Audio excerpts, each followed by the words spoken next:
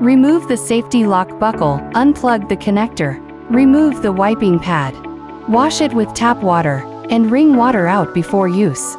Control WINBOT via the EcoVax Home app, and check the driving wheel tracks. If stains are found, pause and clean the tracks with a clean cloth. Wipe the fan with a dry cloth to avoid damaging the suction of WINBOT. Clean the spherical sensors with a dry cloth to maintain its sensitivity.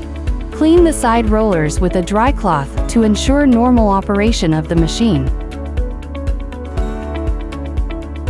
If you are not using it for a long time, it is recommended that you timely pour out the liquid in the water tank to prevent odors and bacterial growth. This chapter ends here. Thank you for watching. You can also click on the Help section in the app settings to watch more instructional videos.